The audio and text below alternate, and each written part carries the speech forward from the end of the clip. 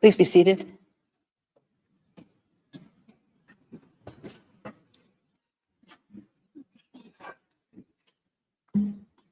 Sitting is open. The court meets today and will meet tomorrow under Article 74, Paragraph 3 of the Rules of Court to hear the oral observations of the parties on the request for the indication of provisional measures submitted by the Republic of South Africa in the case concerning application of the Convention on the Prevention and Punishment of the Crime of Genocide in the Gaza Strip, South Africa versus Israel. The court does not include upon the bench a judge of the nationality of either party. Accordingly, both parties avail themselves of the right under Article 31, Paragraph 3 of the statute to choose a judge ad hoc. South Africa has chosen Judge Dikgang Ernest Moseneke and Israel, Judge Aharon Barak. Article 20 of the statute provides that every member of the court shall, before taking up his duties, make a solemn declaration in open court that he will exercise his powers impartially and conscientiously.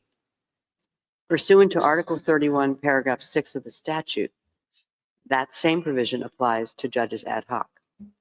Before inviting Judge Moseneke and Judge Barak to make their solemn declarations, I shall first, in accordance with custom, say a few words about their careers and qualifications.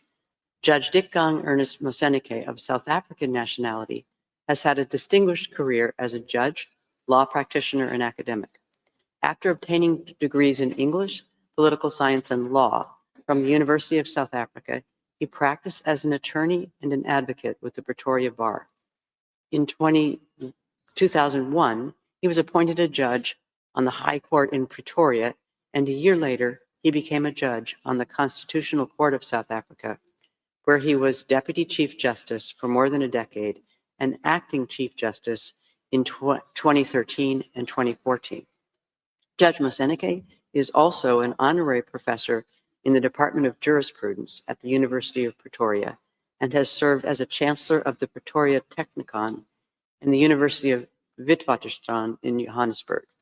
Judge Moseneke has received numerous honorary doctorates and awards. I shall now say a few words about the career and qualifications of Judge Barak.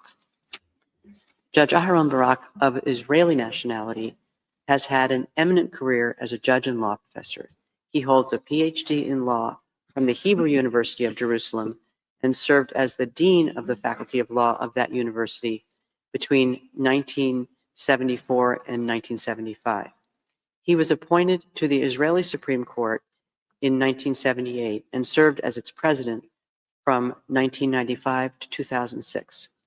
Prior to joining the Supreme Court, Judge Barak served as the Attorney General of the State of Israel between 1975 and 1978. He has taught law in a number of law schools, including Yale University, the Hebrew University of Jerusalem, and the Reichman University in Herzliya, Israel. Judge Barak has also written extensively in law and has received numerous honorary degrees and awards. In accordance with the order of precedence fixed by Article 7, Paragraph 3 of the Rules of Court, I shall first invite Judge Moseneke to make the solemn declaration prescribed by the statute, and I request all those present to rise.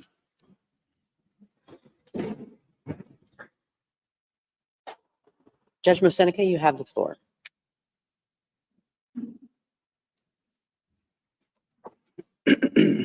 I solemnly declare that I will perform my duties and exercise my powers as a judge honorably, faithfully, impartially, and conscientiously.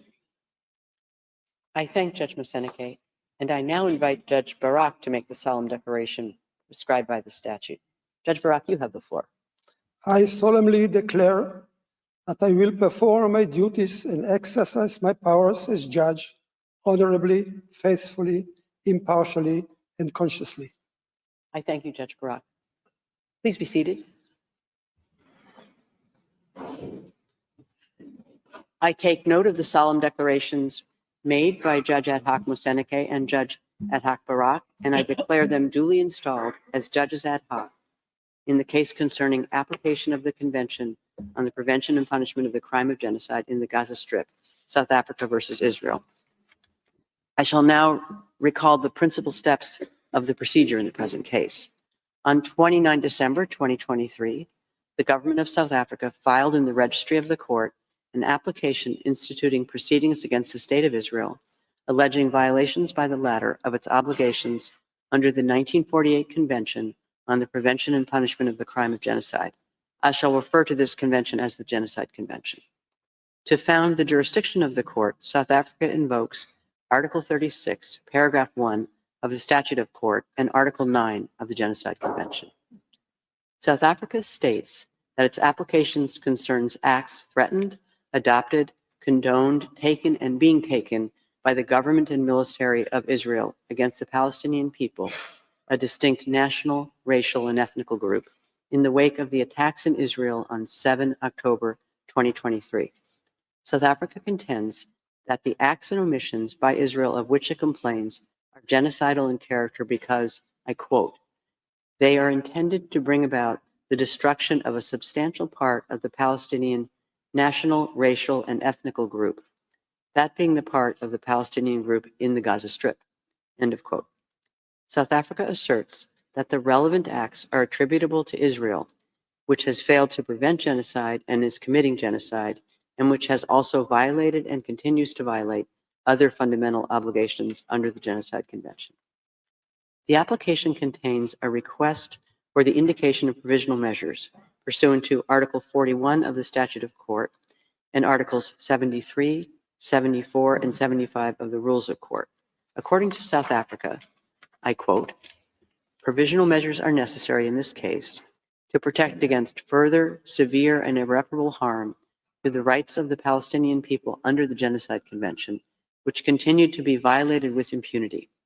South Africa requests that the court indicate provisional measures to protect and preserve those rights, as well as its own rights under the Convention, and to prevent any aggravation or extension of the dispute, pending the determination of the merits of the issues raised by the application. End of quote. The registrar will now read out the passage from the request specifying the provisional measures which the government of South Africa is asking the court to indicate. You have the floor, Mr. Registrar. Thank you, Madam President. I quote, 1. The State of Israel shall immediately suspend its military operations in and against Gaza. 2. The State of Israel shall ensure that any military or irregular armed units which may be directed, supported, or influenced by it, as well as any organizations and persons which may be subject to its control, direction, or influence, take no steps in furtherance of the military operation referred to point 1 above. 3. The Republic of South Africa and the State of Israel shall each, in accordance with their obligations under the Convention on the Prevention and Punishment of the Crime of Genocide in relation to the Palestinian people, take all reasonable measures within their power to prevent genocide. 4. The State of Israel shall, in accordance with its obligations under the Convention on the Prevention and Punishment of the Crime of Genocide, in relation to the Palestinian people as a group protected by the Convention on the Prevention and Punishment of the Crime of Genocide, desist from the commission of any and all acts within the scope of Article 2 of the Convention, in particular, A. Killing members of the group, B. Causing serious bodily or mental harm to the members of the group, C. Deliberately inflicting on the group conditions of life calculated to bring about its physical destruction in whole or in part, and D. Imposing measures intended to prevent births within the group. 5. The State of Israel shall, pursuant to point 4c above, in relation to Palestinians, desist from and take all measures within its power, including the rescinding of relevant orders, of restrictions and/or of prohibitions to prevent A. The expulsion and forced displacement from their homes, B. The deprivation of B1. Access to adequate food and water, B2. Access to humanitarian assistance, including access to adequate fuel, shelter, clothes, hygiene, and sanitation. B3, medical supplies and assistance. And C, the destruction of Palestinian life in Gaza. 6.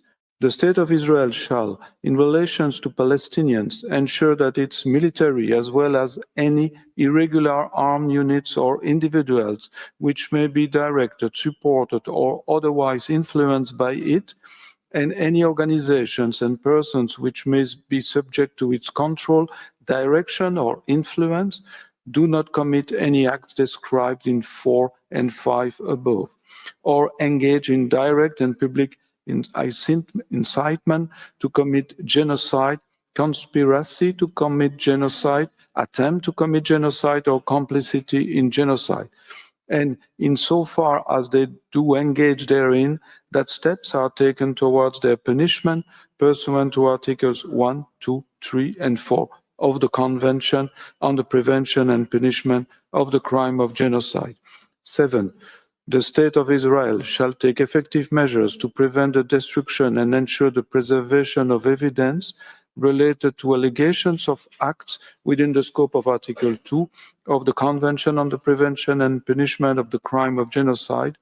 To that end, the State of Israel shall not act to deny or otherwise to restrict access by fact-finding missions, international mandates, and other bodies to Gaza to assist in ensuring the preservation and retention of said evidence.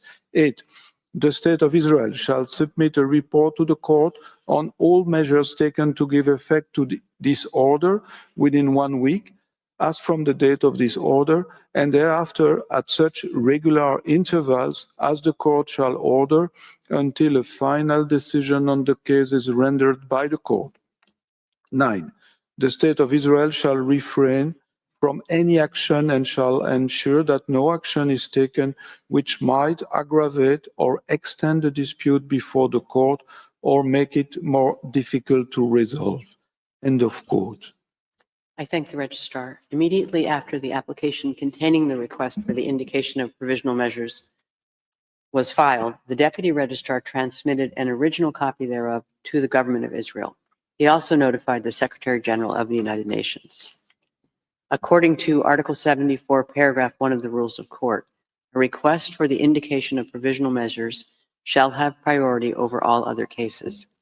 Paragraph 2 of the same article states that the court shall proceed to a decision on the request as a matter of urgency. This imperative must, however, be balanced with the need to fix a date of oral proceedings in such a way as to afford the parties an opportunity to be represented at the hearings. Consequently, the parties were informed that the date for the opening of the oral proceedings, during which they could present their observations on the request for the indication of provisional measures, had been fixed for Thursday, 11 January 2024 at 10 a.m. I would now like to welcome the delegations of South Africa and Israel, and I note the presence before the court of the agents and counsel of both parties. This morning, the court will hear the single round of oral argument of South Africa, which has submitted the request for the indication of provisional measures. It will hear Israel tomorrow morning at 10 a.m. For purposes of this single round of oral argument, each party will have available to it a 3-hour sitting. In this first sitting, South Africa may, if required, avail itself of a short extension beyond 1 p.m. today in view of the time taken up by these introductory remarks. Before I give the floor to the agent of South Africa, I wish to draw the party's attention to Practice Direction 11, which states as follows, I quote, "In oral proceedings on the request for the indication of provisional measures, parties should limit themselves to what is relevant to the criteria for the indication of provisional measures as stipulated in the statute, rules, and jurisprudence of the court. They should not enter into the merits of the case beyond what is strictly necessary for that purpose." End of quote. I now give the floor to the agent of South Africa, His Excellency, Mr. Visumuzi Madonsela. You have the floor, Excellency.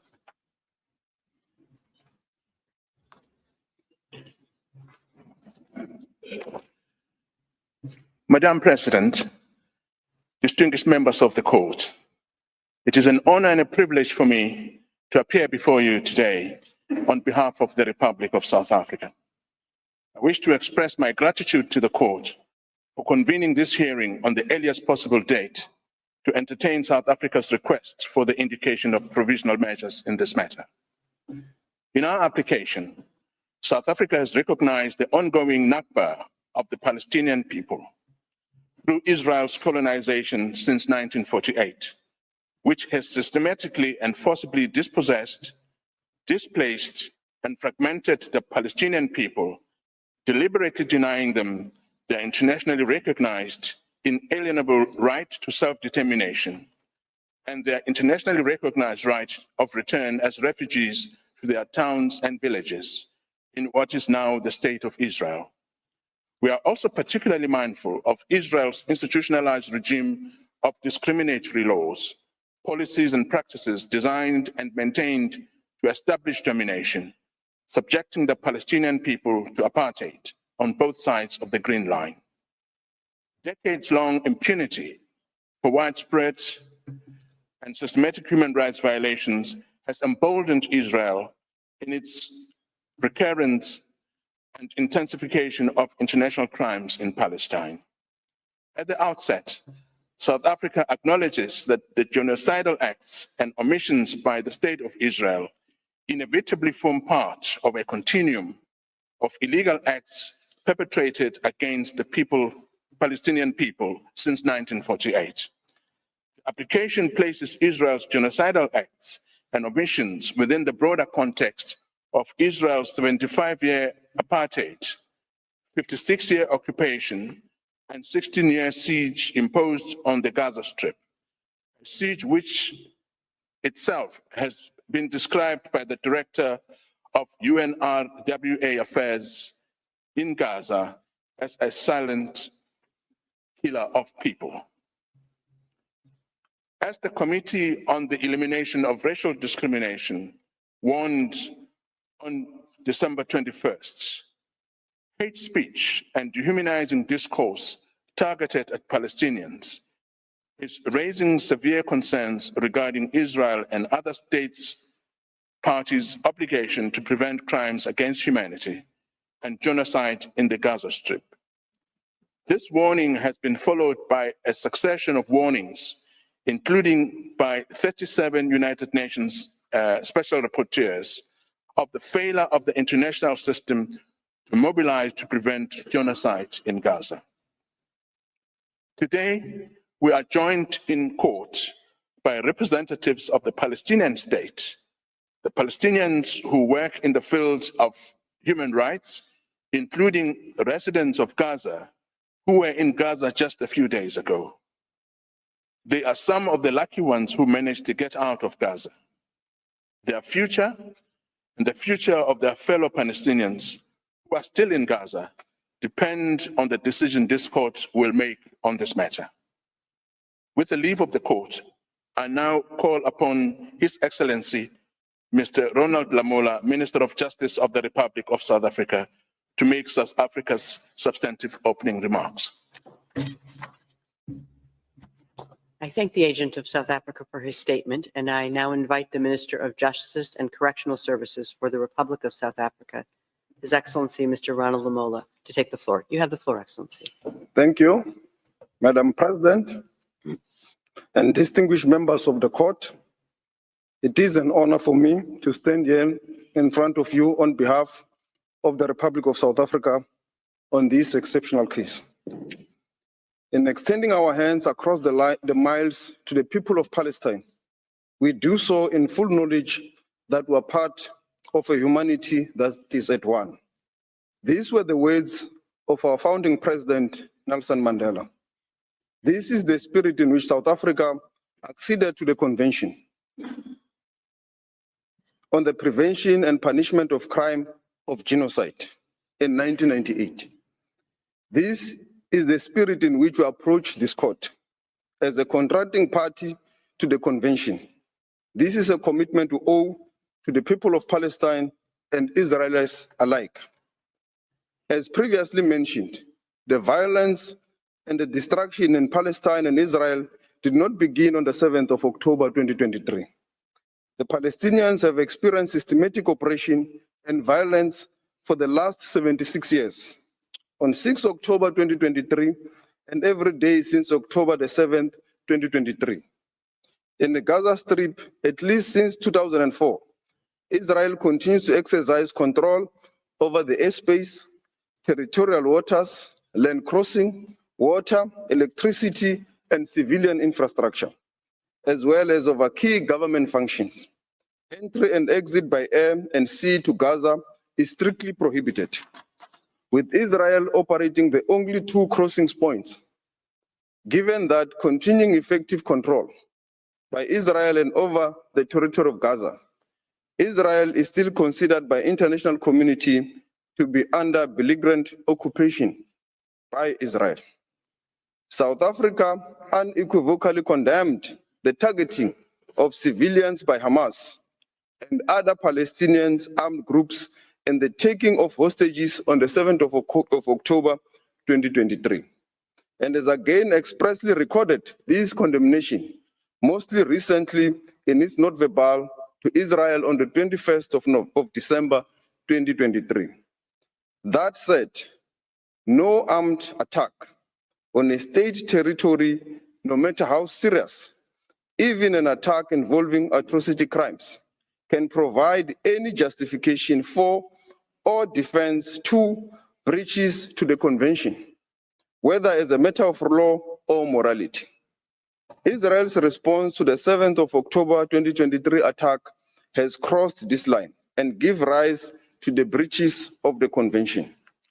Faced with such evidence and our duty to do what we can do to prevent genocide, as contained in Article 1 of the convention, the South African government initiated this case. South Africa welcomes the fact that Israel has engaged with the case in order to have the matter resolved by the court, after careful and objective consideration of the facts and submission put before it, as the parties to the convention have intended. This hearing is concerned with South Africa's request to the court for the indication of provisional measures and will necessarily have a narrow and particular focus. I invoke the words of Martin Luther King when he said, "The arch of the moral of the universe is long, always bending towards justice." South Africa's case will be presented by a team of 6 legal counsels, comprising of Dr. Adila Hasim, Mr. Tembeka Ngcukaitobi, Professor John Dugat, Ms. Blim Licron, Mr. Max Dupris, and Professor Vagan Low. Dr. Adila Hasim, Senior Counsel, will provide an overview of the risk of genocidal acts in the perpetual vulnerability to acts of genocide. Mr. Tembeka Ngcukaitobi, Senior Counsel, will examine Israel's alleged genocidal intent. Professor John Dugat, Senior Counsel, will focus on the prima facie jurisdiction. Professor Max Duplessis, Senior Counsel, will discuss the various rights currently under threat. Blini Crowell, King's Counsel, will present the argument of agency and potential irreparable harm. And Professor Vagan Low, King's Counsel, will speak on the provisional measures. I now request, Madam President, the court to call on Dr. Hasim. I thank you. His Excellency, Mr. Lamola, and I now invite Ms. Adila Hasim to address the court. You have the floor, madam.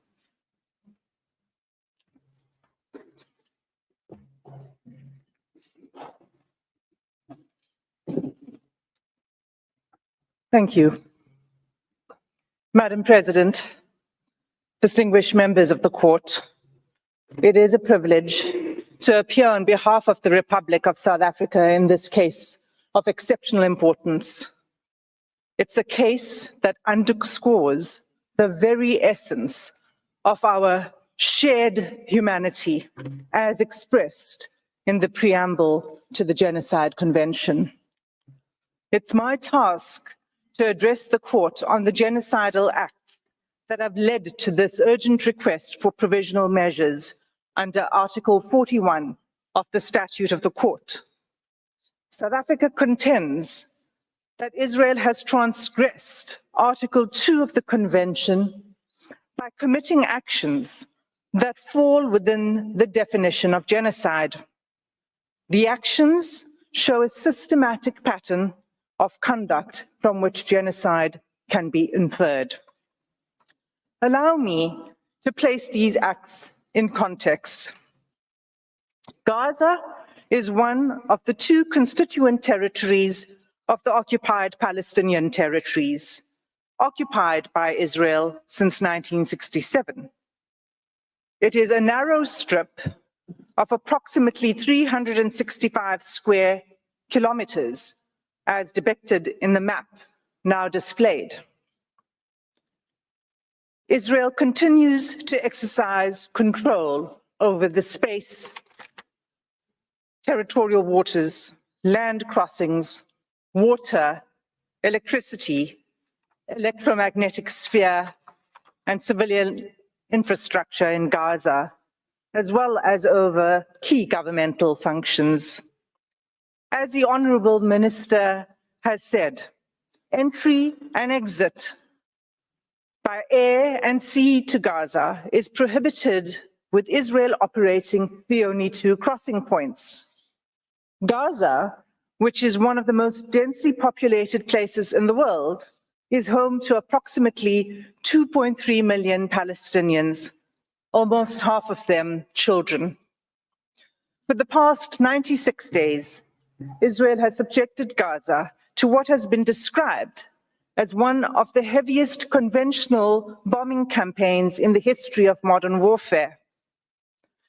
Palestinians in Gaza are being killed by Israeli weaponry and bombs from air, land, and sea. They are also at immediate risk of death by starvation, dehydration, and disease as a result of the ongoing siege by Israel, the destruction of Palestinian towns, the insufficient aid being allowed through to the Palestinian population, and the impossibility of distributing this limited aid while bombs fall. This conduct renders essentials to life unobtainable. At this provisional measures stage, as this court has made clear in the Gambia-Myanmar case, it is not necessary for the court to come to a final view on the question of whether Israel's conduct constitutes genocide. It is necessary to establish only whether at least some of the acts alleged are capable of falling within the provisions of the Convention. On analyzing the specific and ongoing genocidal acts complained of, it is clear that at least some, if not all of these acts, fall within the Convention's provisions. These acts are documented in detail in South Africa's application and confirmed by reliable, often UN sources. It's thus unnecessary and impossible for me to recount all of them. I will highlight only some in order to illustrate the pattern of genocidal conduct. The UN statistics that are relied upon are up to date as of 9 January 2024. In South Africa's oral submissions, we will illustrate the facts that we rely on with limited use of audiovisual material. Madam President, we do so with restraint and only where necessary, and always with respect to the Palestinian people.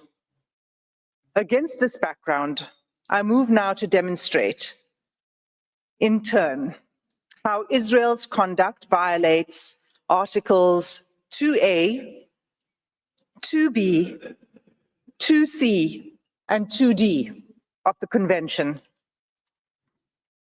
The first genocidal act committed by Israel is the mass killing of Palestinians in Gaza, in violation of Article 2A of the Genocide Convention.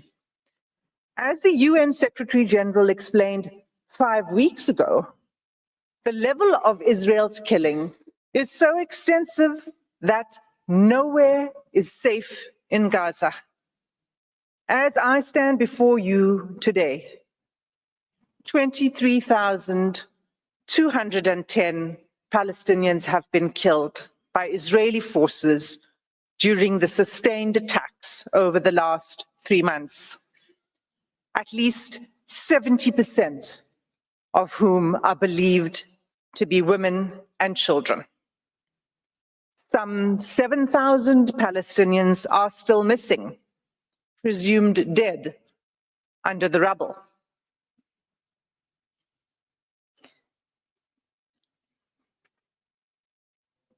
Palestinians in Gaza are subjected to relentless bombing wherever they go. They are killed in their homes, in places where they seek shelter, in hospitals, in schools, in mosques, in churches, and as they try to find food and water for their families. They have been killed if they failed to evacuate. In the places to which they have fled, and even while they attempted to flee along Israeli-declared safe routes. The level of killing is so extensive that those whose bodies are found are buried in mass graves, often unidentified. In the first 3 weeks alone, following 7 October, Israel deployed 6,000 bombs per week.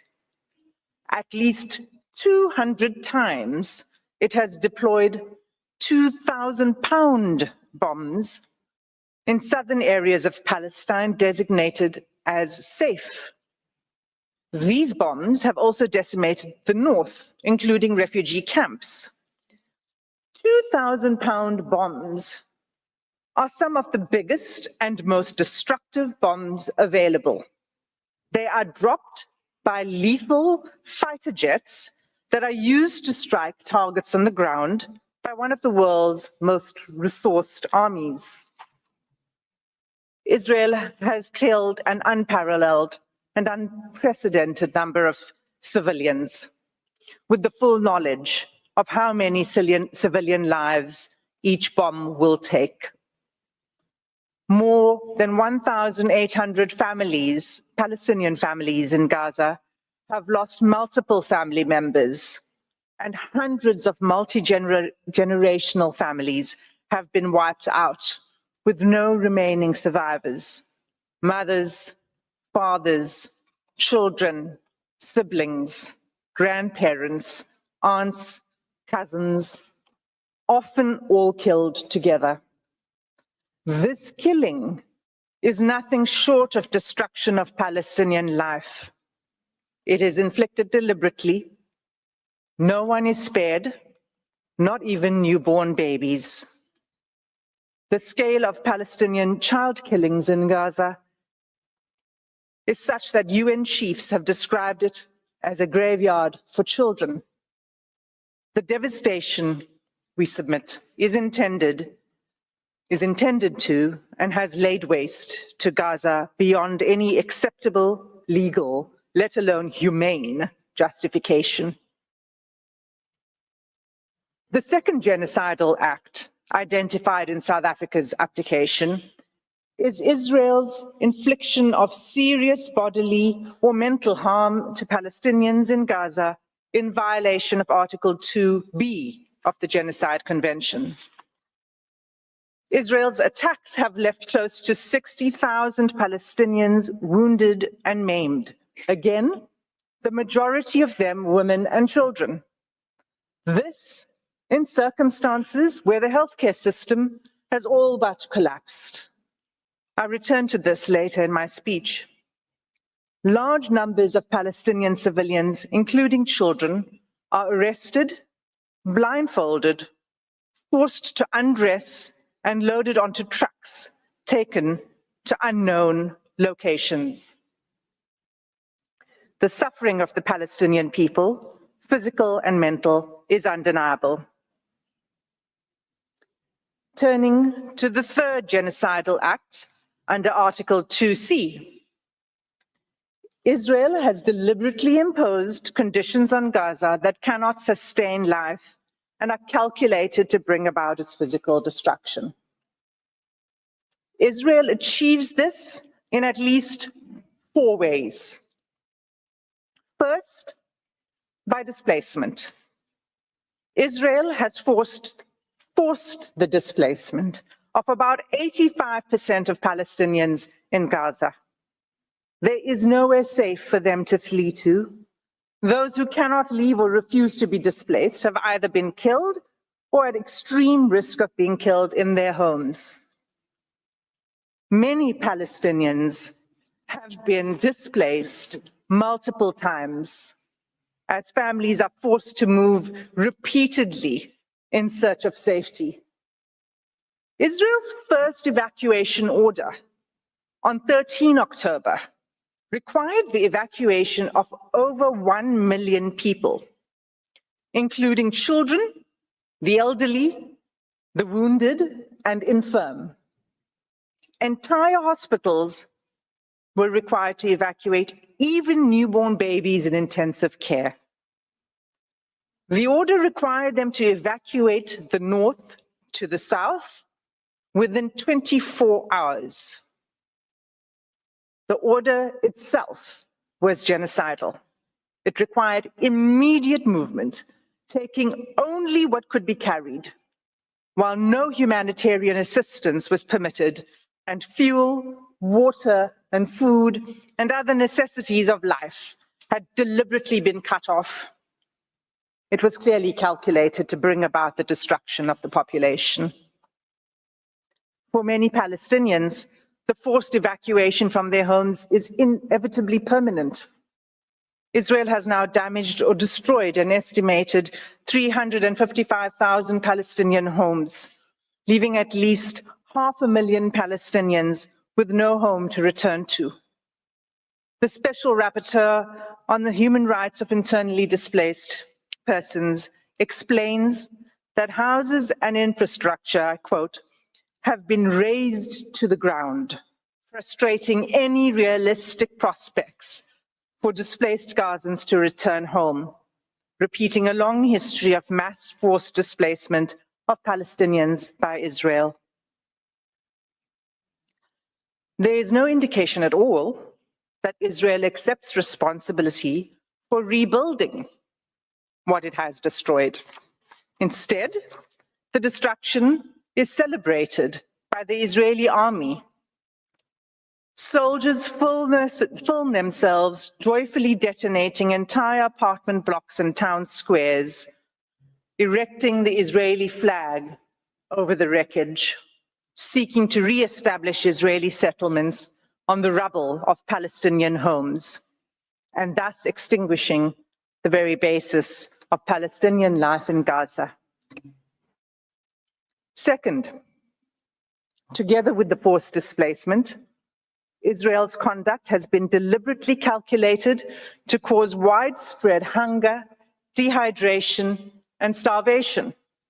Israel's campaign has pushed Gazans to the brink of famine. An unprecedented 93% of the population in Gaza is facing crisis levels of hunger. Of all the people in the world currently suffering catastrophic hunger, more than 80% are in Gaza.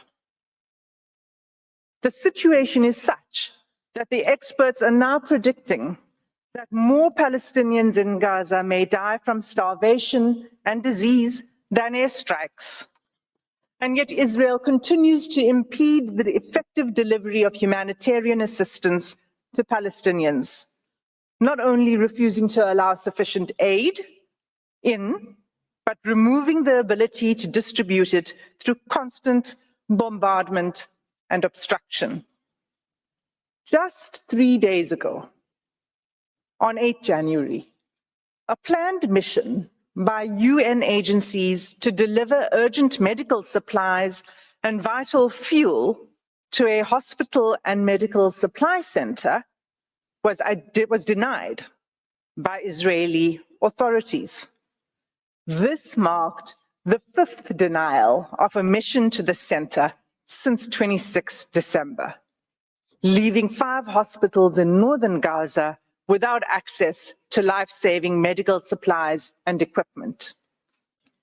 Aid trucks that are allowed in are seized upon by the hungry. What is provided is simply not enough.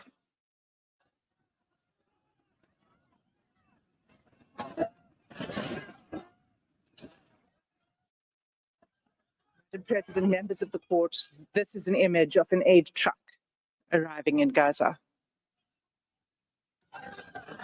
Third, Israel has deliberately inflicted conditions in which Palestinians in Gaza are denied adequate shelter, clothes, or sanitation.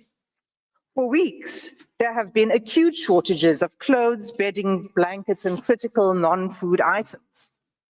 Clean water is all but gone, leaving far below the amount required to safely drink, clean, and cook.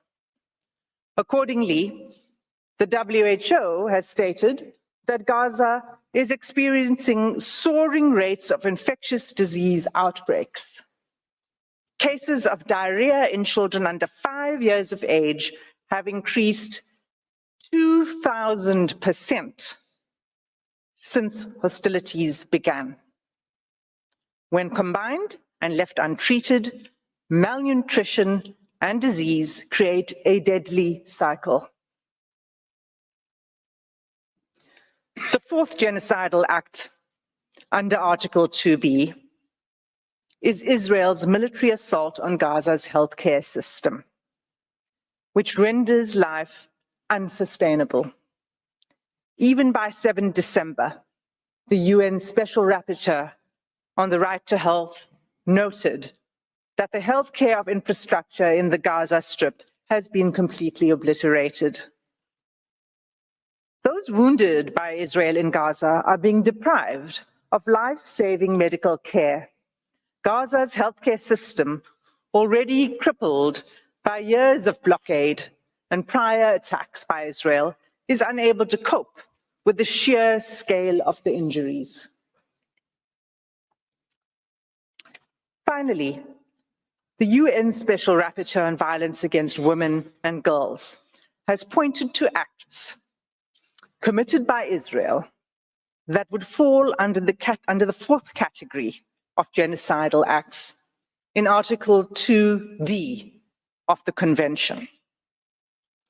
On 22 November, she expressly warned the following: the reproductive violence inflicted by Israel on Palestinian women, newborn babies, infants, and children could be qualified as acts of genocide under Article 2 of the Genocide Convention, including imposing measures intended to prevent births within a group. Israel is blocking the delivery of life-saving aid, including essential medical kits for delivering babies, in circumstances where an estimated 180 women are giving birth in Gaza each day. Of these 180 women, the WHO warns that 15% are likely to experience pregnancy or birth-related complications and need additional medical care. That care is simply not available.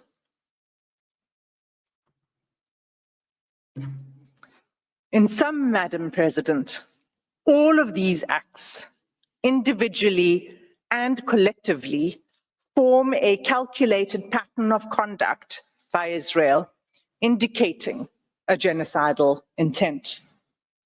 This intent is evident from Israel's conduct in specially targeting Palestinians living in Gaza, using weaponry that causes large-scale homicidal destruction, as well as targeted sniping of civilians, designating safe zones for Palestinians to seek refuge, and then bombing these, depriving Palestinians in Gaza of basic needs: food, water, healthcare, fuel, sanitation, and communications, destroying social infrastructure, homes, schools, mosques, churches, hospitals, and killing, seriously injuring, and leaving large numbers of children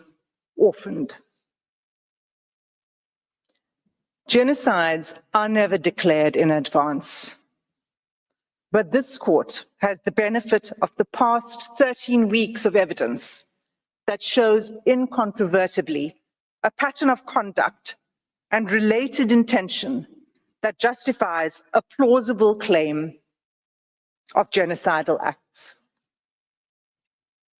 In the Gambia-Myanmar case, this court did not hesitate to impose provisional measures in relation to allegations that Myanmar was committing genocidal acts against the Rohingya within the Rakhine state.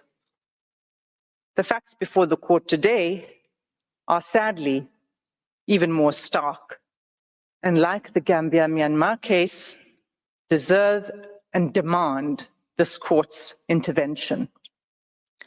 Every day, there is mounting irreparable loss of life, property, dignity, and humanity for the Palestinian people. Our news feeds show graphic images of suffering that has become unbearable to watch.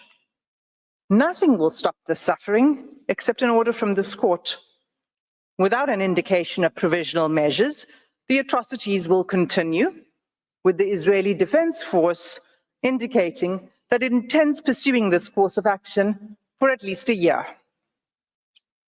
In the words of the UN Under-Secretary General on 5 January 2024, I quote,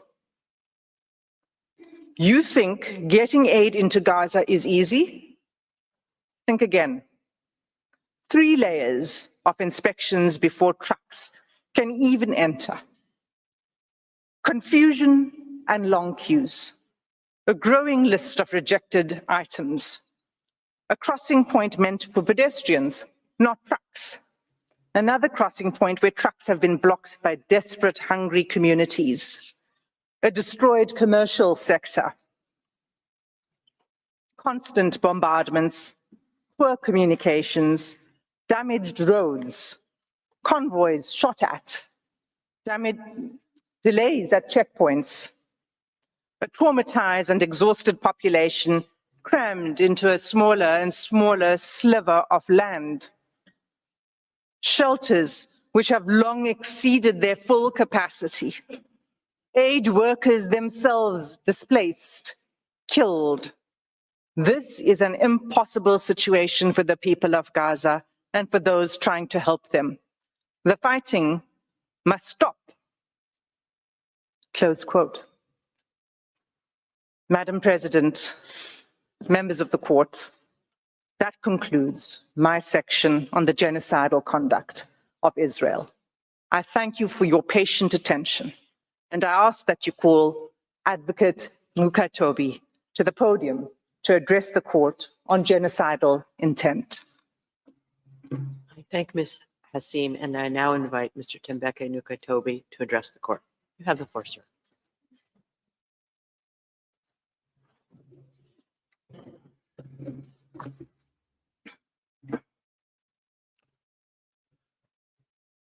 Madam President and distinguished members of the court, it is a privilege to appear before the court on behalf of South Africa.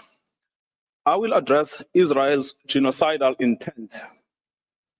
At this stage, the court is not required to determine that the only inference to be drawn from the available evidence is genocidal to order provisional measures, as that is to decide the merits. Rather, the assessment of the existence of an intent to destroy could be made by the court only at the stage of the examination of the merits. That some of the alleged acts may also amount to atrocities other than genocide does not exclude the finding of plausible acts of genocide. Madam President, South Africa is not alone in drawing attention to Israel's genocidal rhetoric against Palestinians in Gaza.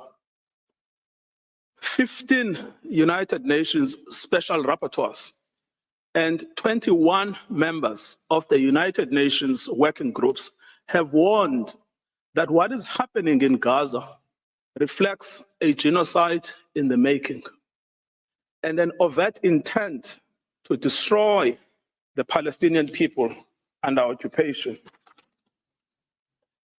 Israel has a genocidal intent against the Palestinians in Gaza. That is evident from the way in which Israel's military attack is being conducted, which has been described by Ms. Hassim SC. It is systematic in its character and form. The mass displacement of the population of Gaza, headed into areas where they continue to be killed, and the deliberate creation of conditions that, quote, lead to a slow death, unquote. There is also the clear pattern of conduct, the targeting of family homes and civilian infrastructure, laying waste to vast areas of Gaza, and the bombing, shelling, and sniping of men, women, and children where they stand, the destruction of the health infrastructure, and lack of access to humanitarian assistance. So much so that as we stand today, 1% of the Palestinian population in Gaza has been systematically decimated, and 1 in 4 Gazans have been injured since 7 October. These two elements alone are capable of evidencing Israel's genocidal intent in relation to the whole or part of the Palestinian population in Gaza. However, third, there is an extraordinary feature in this case, that Israel's political leaders, military commanders, and persons holding official positions have systematically and in explicit terms declared their genocidal intent. And these statements are then repeated by soldiers on the ground in Gaza as they engage in the destruction of Palestinians and the physical infrastructure of Gaza. We show this third element next. Israel's special genocidal intent is rooted in the belief that, in fact, the enemy is not just the military wing of Hamas, or indeed Hamas generally, but is embedded in the fabric of Palestinian life in Gaza. On 7 October, in a televised address, Israeli Prime Minister Benjamin Netanyahu declared war on Gaza, and I quote, Israel had started clearing out the communities that have been infiltrated by terrorists. And he warned of an unprecedented price to be paid by the enemy. There are more than 2.3 million Palestinians in Gaza. Israel is the occupying power in control of Gaza. It controls entry, exit, and the internal movements of inside Gaza. And Prime Minister, Mr. Netanyahu exercises overall command over the Israeli Defense Force and in turn, the Palestinians in Gaza. Prime Minister Netanyahu, in his address to the Israeli forces on 28 October 2023, preparing for the invasion of Gaza, urged the soldiers to remember what Amalek has done to you. This refers to the biblical command by God to Saul for the retaliatory destruction of an entire group of people known as the Amalekites, put to death men and women, children and infants, cattle and sheep, camels and donkeys. The genocidal invocation to Amalek was anything but idle. It was repeated by Mr. Netanyahu in a letter to the Israeli Armed Forces on 3 November 2023. Madam President, let the Prime Minister's words speak for themselves.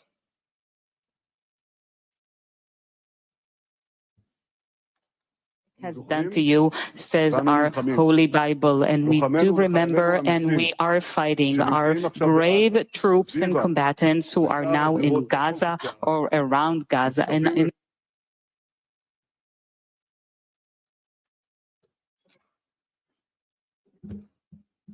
The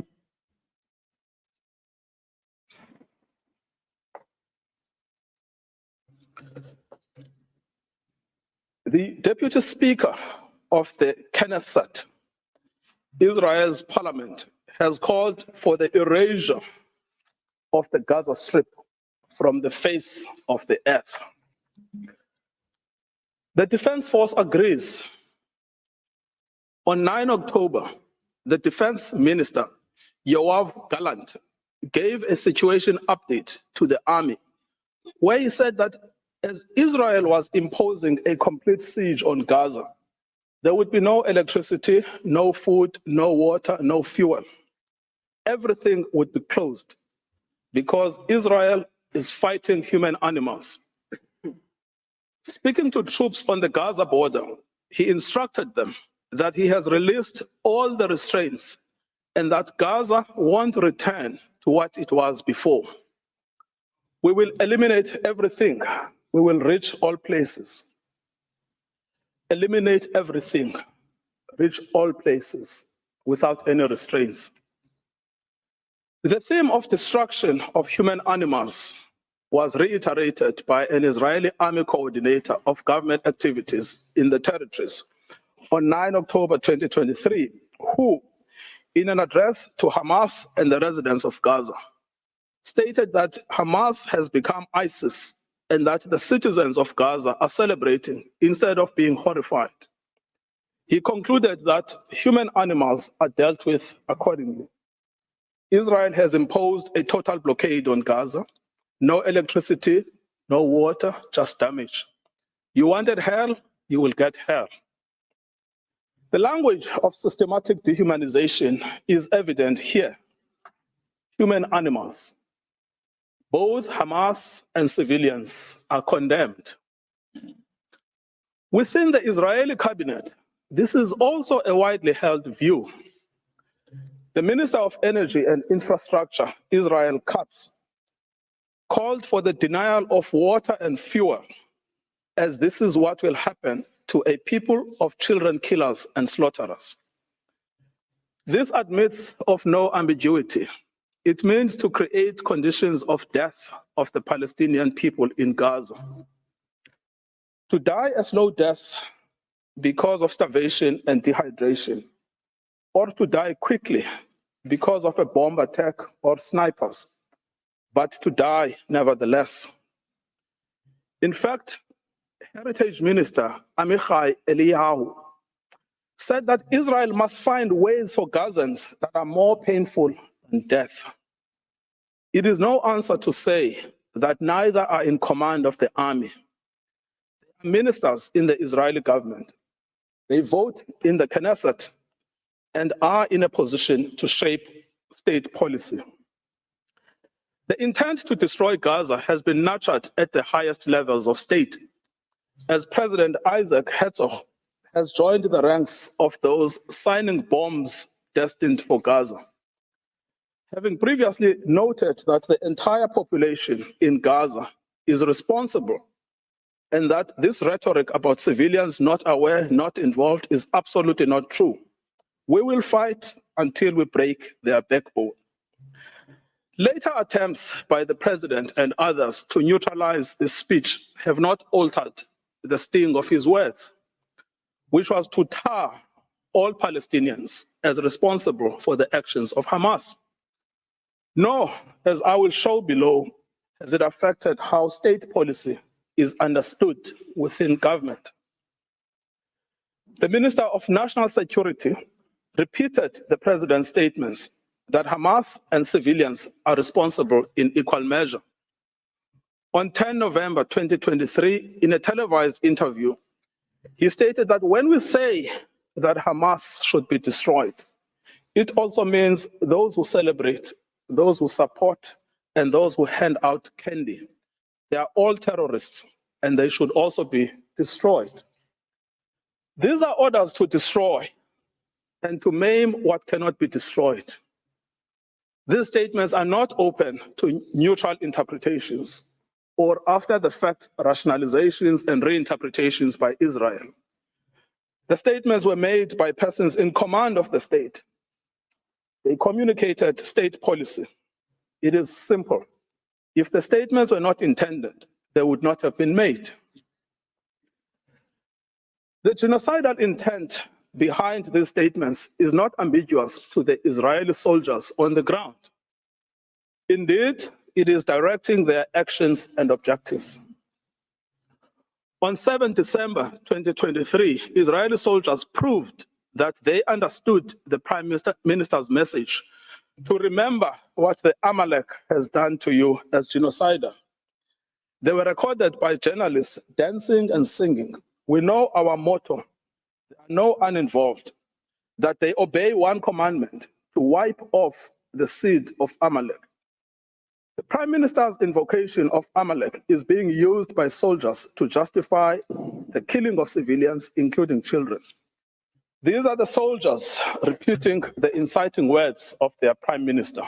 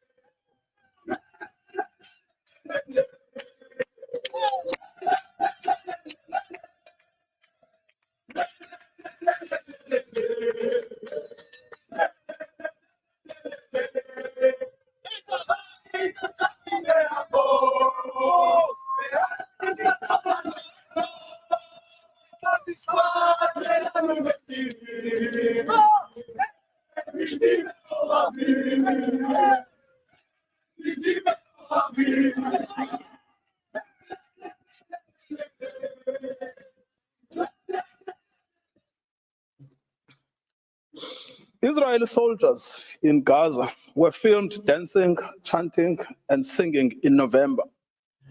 May their village burn, may Gaza be erased. There is now a trend among the soldiers to film themselves committing atrocities against civilians in Gaza in a form of snuff video. One recorded himself detonating over 50 houses in Shujaiya. Other soldiers were recorded singing, "We will destroy all of Khan Yunis and this house. We will blow it up for you and for everything you do for us." These are the soldiers putting into effect their command.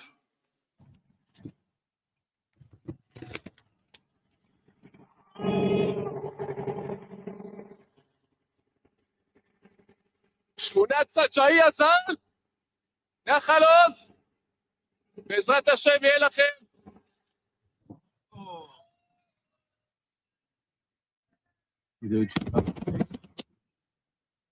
חטיבה 828, מרד סג'אעיה שלום. מדהים. 30 בתים, גדוד 749.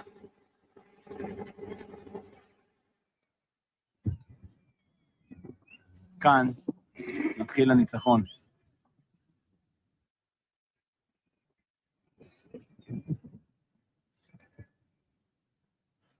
עם ישראל חי.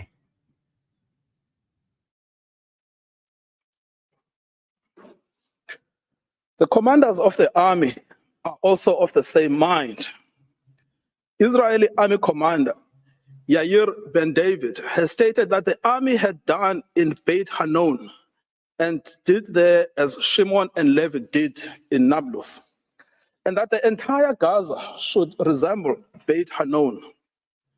Israeli soldier Yeshai Shalev published a video against the backdrop of the ruins of what was the site of Al-Azhar University with the caption, "Once upon a time, there was a university in Gaza, and in practice, a school for murderers and human animals." Soldiers obviously believe that this language and their actions are acceptable because the destruction of Palestinian life in Gaza is articulated state policy. Senior political and military officials encouraged without censure the 95-year-old Israeli army reservist Ezra Yachin, a veteran of the Deir Yassin massacre against the Palestinians in 1948, to speak to the soldiers ahead of the ground invasion in Gaza. In his tour, he echoed the same sentiment while being driven around in an officially Israeli army vehicle, dressed in Israeli army fatigue. I quote, "Be triumphant and finish them off, and don't leave anyone behind. Erase the memory of them. Erase them, their families, mothers, and children. These animals can no longer live. If you have an Arab neighbor, don't wait, go to his home and shoot him. We want to invade, not like before. We want to enter and destroy what's in front of us, and destroy houses, then destroy the one after it. With all of our forces, complete destruction, enter and destroy. As you can see, we will witness things we've never dreamed of. Let them drop bombs on them and erase them." As recently as 7 January 2024, a video of a soldier was posted online where he boasts that the army had destroyed the entire village of Hibat Azar. For 2 weeks, he said, they had worked hard to bomb the village and executed their mandate. Any suggestion that senior politicians did not mean what they said, much less that the meaning was not understood by soldiers in Gaza, would be without any merit. The scale of destruction in Gaza, the mass targeting of family homes and civilians, the war being a war on children, all make clear that genocidal intent is both understood and is being put into practice. The articulated intent is the destruction of Palestinian life in all its manifestations. The genocidal rhetoric is also commonplace within the Israeli Knesset. Members of the Knesset have repeatedly called for Gaza to be wiped out, flattened, erased, and crushed on all its inhabitants. They have deplored anyone feeling sorry for the uninvolved Gazans, asserting repeatedly that there are no uninvolved, that there are no innocents in Gaza, that the killers of the women and children should not be separated from the citizens of Gaza, and that the children of Gaza have brought this upon themselves, and that there should be one sentence for everyone there, death. Finally, the lawmakers have called for mercilessly bombing from the air, with some advocating for the use of nuclear doomsday weapons, and a Nakba that will overshadow the Nakba of 48. The Prime Minister's genocidal speech has gained ground among some elements of civil society. A famous singer has repeated Mr. Netanyahu's Amalek reference, stating that Gaza must be wiped out and be destroyed with every Amalek seed. We simply must destroy all of Gaza and exterminate everyone who is there. Another has called to erase Gaza, not leave a single person there. Journalists and commentators have announced that the woman is an enemy, the baby is an enemy, the pregnant woman is an enemy. That it is necessary to turn the strip into a slaughterhouse, to demolish every house our soldiers come across, exterminate everyone. The intentional failure of the government of Israel to condemn, prevent, and punish such genocidal incitement constitutes in itself a grave violation of the Genocide Convention. We should recall, Madam President, that in Article 1 of the convention, Israel confirmed that genocide, whether committed in time of peace or in time of war, is a crime under international law. And it undertook to prevent and to punish it as such. This failure to prevent, condemn, and punish such speech by the government has served to normalize genocidal rhetoric and extreme danger for Palestinians within Israeli society. As MK Moshe Sada from the Likud party has said, the government's own attorneys share his views that Palestinians in Gaza must be destroyed. I quote, "You go anywhere and they tell you to destroy them. In the kibbutz, they tell you to destroy them. My friends at the state attorney's office who fought with me on political issues in debate said to me, it is clear that we need to destroy all Gazans. Destroy all Gazans." Israel is aware of its destruction of Palestinian life and infrastructure. Despite this knowledge, it has maintained and indeed intensified its military activity in Gaza. As to full awareness, in the week after 7 October, NGOs and the United Nations warned of an unprecedented humanitarian crisis in Gaza. The UN stated that actors must allow humanitarian teams and goods to immediately and safely reach the hundreds of thousands of people in need. So right from the beginning, Israel knew that it was depriving water, food, electricity, and essentials for survival. It said so. Everything is closed. It has known that it was depriving Palestinians of healthcare and treatment for injury in the middle of an unprecedented bombardment, of food and water, and of other essentials for survival. This prompted the World Health Organization to say, "We are on our knees asking for sustained, scaled up, protected humanitarian operations, appealing to all those in a situation to make a decision or influence decision makers to give us the humanitarian space to address this human catastrophe."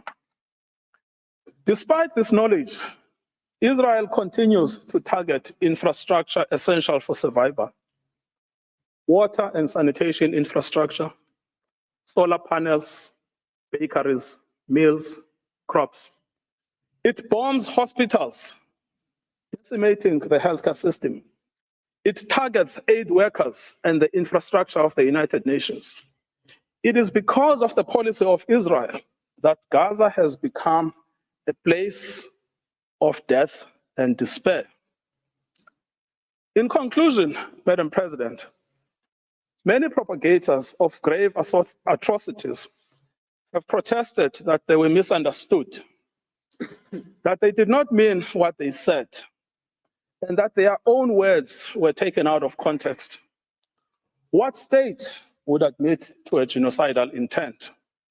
Yet, the distinctive feature of this case has not been the silence as such, but the reiteration and repetition of genocidal speech throughout every sphere of state in Israel.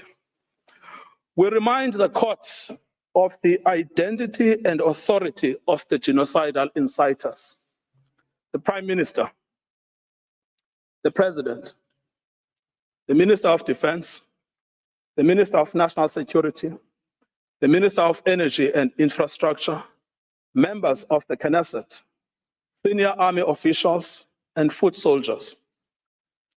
Genocidal utterances are therefore not out in the fringes. They are embodied in state policy.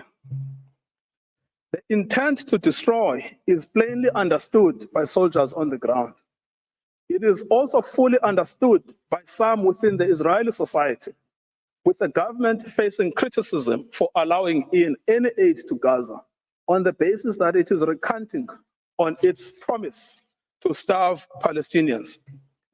Any suggestion that Israeli officials did not mean what they said or were not fully understood by soldiers and civilians alike to mean what they said should be rejected by this court. The evidence of genocidal intent is not only chilling, it is also overwhelming and incontrovertible. Madam President, it is now my honor to request you to call Mr. John Dugard on the subject of jurisdiction. I thank Mr. Ngukai Toby, and I now invite Professor John Dugard to take the floor. You have the floor, Professor.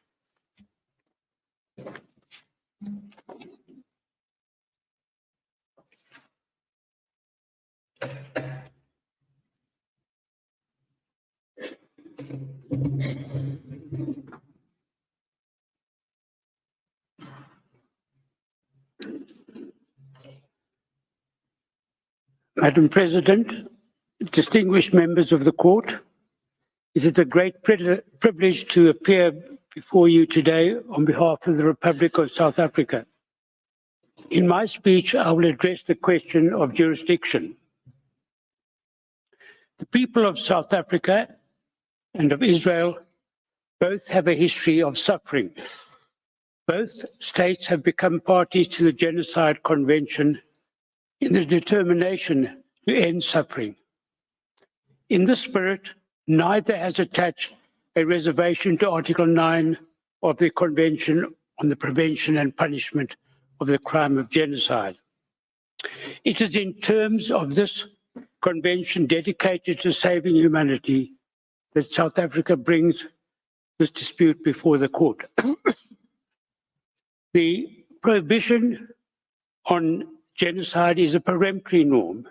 Obligations under the Genocide Convention are erga omnes, obligations owed to the international community as a whole. States parties to this convention are obliged not only to desist from genocidal acts, but also to prevent them.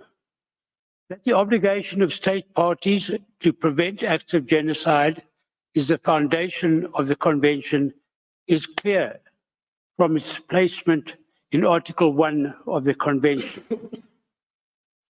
Article 9 of the Genocide Convention makes it clear that state parties are guardians of the Genocide Convention. Unlike other treaties designed to protect human rights, it does not oblige states to pursue negotiations as a prelude to approaching this court.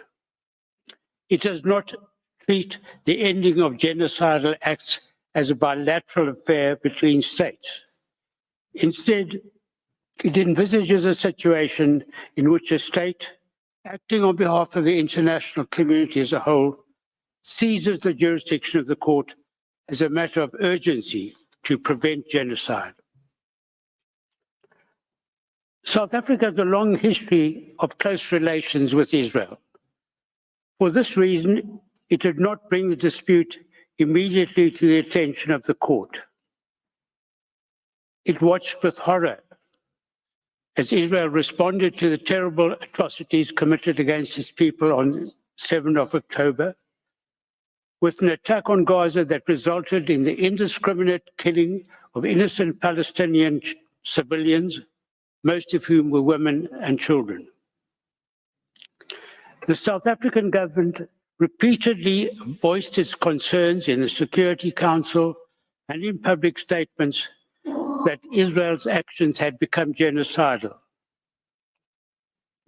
On 10 November, in a formal diplomatic démarche, it informed Israel that while it condemned the actions of Hamas, it wanted the International Criminal Court to investigate the leadership of Israel for international crimes, including genocide. As the court will know, the definition of genocide in the Rome Statute repeats that of the Genocide Convention. On 17 October, South Africa referred Israel's commission of the crime of genocide to the International Criminal Court for, quote, vigorous investigation, unquote.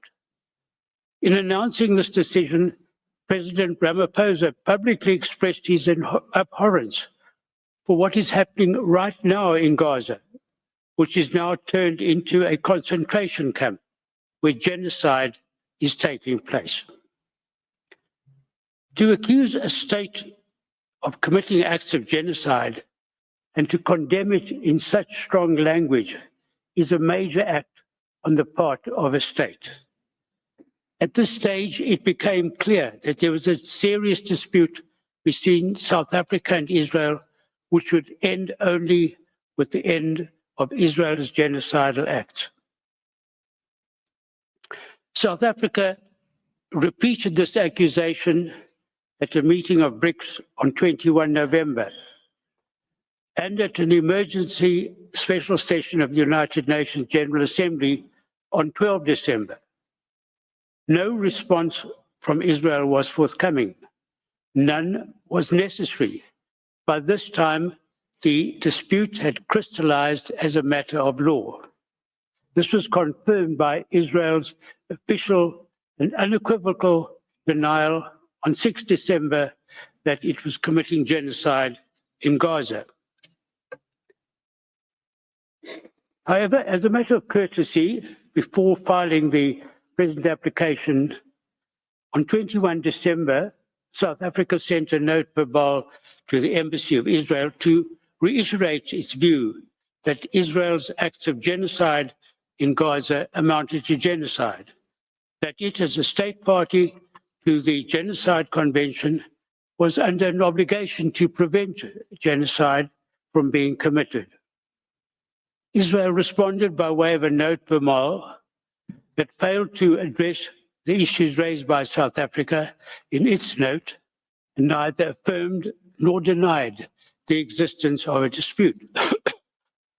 This was emailed later on the 27th of December. This note was received by the relevant South African team on the 29th of December after the present application was filed. On 4 January, South Africa replied to this note verbal, highlighting Israel's failure to prevent any response to the matters raised by South Africa over the previous months, as reiterated in its note verbal. South Africa made it clear that given Israel's ongoing conduct against Palestinians in Gaza, this dispute referred to in its note verbal of 21 December remained unresolved and was plainly not capable of resolution by way of a bilateral meeting. Nevertheless, South Africa proposed a meeting on 5 January, again out of courtesy. Israel responded to this note verbal by proposing that we reconnect to coordinate a meeting at the earliest opportunity after the close of hearings in the present case. To this, South Africa understandably replied that such a meeting would serve no purpose. Madam President, these notes verbal are all to be found in the judge's folder. The existence of a dispute is a matter to be determined by an objective determination of the facts as they existed at the time of the filing of the application. At this time, South Africa had already accused Israel in the Security Council, the General Assembly, and other public fora of engaging in genocidal acts. It had conducted a diplomatic démarche on Israel, warning it that it viewed its conduct as genocidal. It had requested the International Criminal Court to vigorously investigate crimes under the Genocide Convention committed by Israel in the Gaza Strip, and it accused Israel inter alia of the deliberate targeting of civilians, intentionally causing starvation and impeding relief supplies. It had accused Israel leaders of expressing, quote, the intent of committing genocide. Israel had flatly denied South Africa's accusations. Despite these harsh accusations, Israel has persisted in its genocidal acts against the population of Gaza. What more evidence could be required to establish a dispute? It is precisely because of a situation of this kind, affecting the international community as a whole, that Article 9 of the Genocide Convention does not require negotiations as a precondition to seizing the jurisdiction of the court. Certainly, a respondent state cannot prevent a referral to the court by claiming that there is no dispute and that it wants discussions on this matter when the existence of the dispute is clear. For a state to insist on a time frame for negotiations would simply be a license to commit genocide and would run counter to the object and purpose of the Genocide Convention. Madam President, the question of the crystallization of a dispute has been addressed by this court in preliminary objections at the merit stage where the burden of proof is higher. Although the court has generally adopted a flexible approach to the subject, it has laid down a number of tests for the existence of a dispute. First, it must be shown that the claim of one party is positively opposed by the other. Second, the date for determining the existence of the dispute is the date of the application, but subsequent conduct may be considered. 3, whether the dispute exists must be determined by an objective determination of the facts. And 4, a dispute exists when it is demonstrated on the basis of the evidence that the respondent was aware or could not have been unaware that its views were positively opposed. When these propositions are applied to the facts of this case, it is incontrovertible that a dispute exists between South Africa and Israel. South Africa strongly believes that what Israel is doing in Gaza amounts to genocide.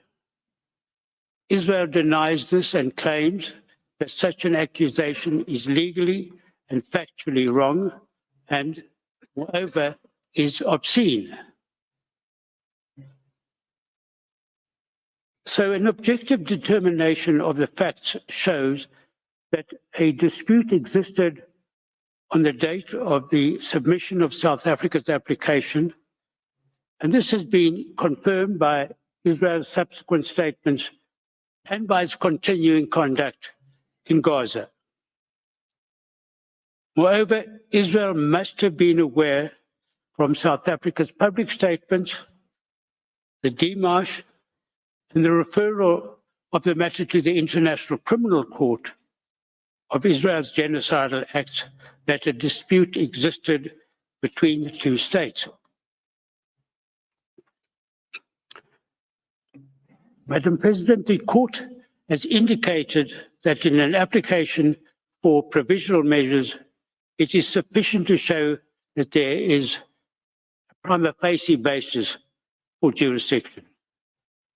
It is submitted that South Africa has convincingly established the existence of a dispute between it and Israel over the fulfillment of the latter's obligations under the Genocide Convention. Finally, it is submitted that regard should be had to the special considerations that apply to the existence of a dispute under Article 9 of the Genocide Convention between a state that brings an application in furtherance of its obligation to prevent genocide and a state accused of committing genocide. This concludes my speech, Madam President. I thank you, the members of the court, for your attention. I now ask you to call to the podium Professor Max du Plessis to address you on the nature of the rights requiring protection and the link between such rights and the measures requested. Thank you.